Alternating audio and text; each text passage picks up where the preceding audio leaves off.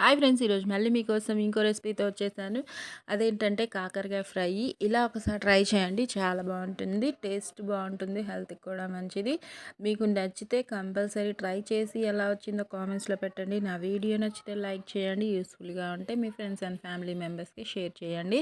చూస్తున్నారు కదా, దగ్గర నుంచి ఎంత బాగుందో, టేస్ట్ కూడా అంతే బాగుంటుంది. ట్రై చేసిన తర్వాత చెప్పండి. ముందుగా అయితే ఒక కళాయి తీసుకున్నాను.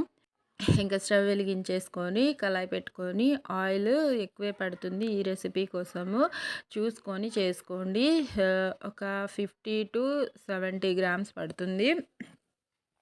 ఇంకా తీసుకొని ఆయిల్, ముందుగా నేనైతే 2 రకాలుగా చేసుకుంటున్నాను. మీకు ఏ విధంగా నచ్చితే అలా ట్రై చేయండి, ఓకేనా. పెద్ద కాకరకాయలు తీసుకున్నాను. ఇంకా పెద్ద కాకరకాయలని ఇలా హాఫ్కి చిన్న చిన్న పీసెస్ చేసుకున్నాను, ప్లస్ రౌండ్ పీసెస్, ప్లస్ పెద్ద ముక్కలుగా 2 ఇంచెస్ పీసెస్ లాగా తీసుకున్నాను. కనిపిస్తున్నాయి కదా. ముందుగా అయితే ఆయిల్ హీట్ అయిన వెంటనే మన చిన్న పీసెస్ కట్ చేసుకున్నాం కదా రౌండ్వి, అవి వేసుకొని ఫ్రై చేసుకుంటున్నాను. అవి బాగా ఫ్రై అవుతూ ఉన్నప్పుడు పసుపు 1/2 స్పూను, ఉప్పు 1 స్పూన్ వేసుకుంటున్నాను. ఇవి ముక్కలు పడుతుందన్నమాట ఈ ఉప్పు వేయడం వల్ల. ఇంకా అవి బాగా ఫ్రై అవ్వడానికి కూడా హెల్ప్ అవుతుంది. ఫ్లేమ్ మాత్రము దగ్గరే ఉంటే హైలో పెట్టుకోండి, ఒకవేళ మీరు పనిలో ఉంటే లో ఫ్లేమ్లో పెట్టుకొని ఫ్రై చేసుకోండి. ఈవెన్గా ఫ్రై అవుతాయి. నేనైతే హైలోనే పెట్టుకొని ఫ్రై చేసుకుంటున్నాను చూసుకుంటూ. ఇంకా ఇవి బాగా ఫ్రై అయ్యేలోపు ప్రాసెస్లోకి వెళ్ళిపోదాము.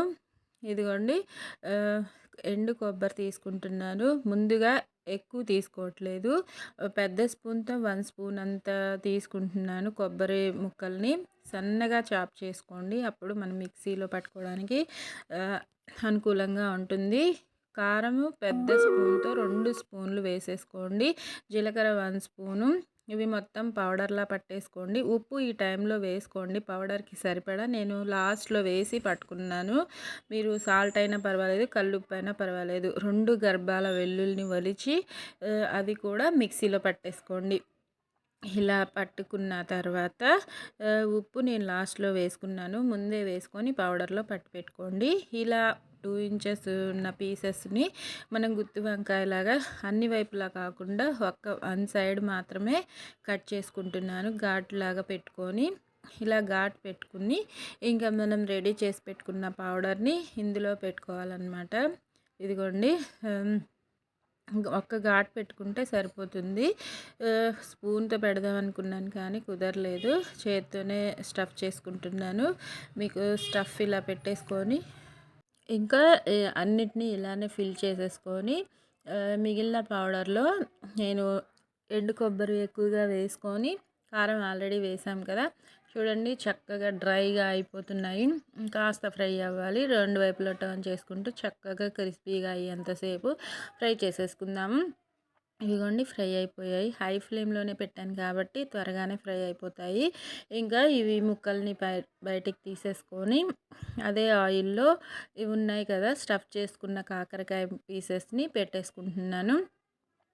ఇంకా ఇలా మీకు ఎక్కువ ఆయిల్ అవసరం లేదు అనిపిస్తే కాకరకాయ ఇలా ఈ పెద్ద పీసెస్ని ఉడికించి ఫ్రై చేసుకోండి, అప్పుడు తక్కువ ఆయిల్ పడుతుంది, ఓకేనా.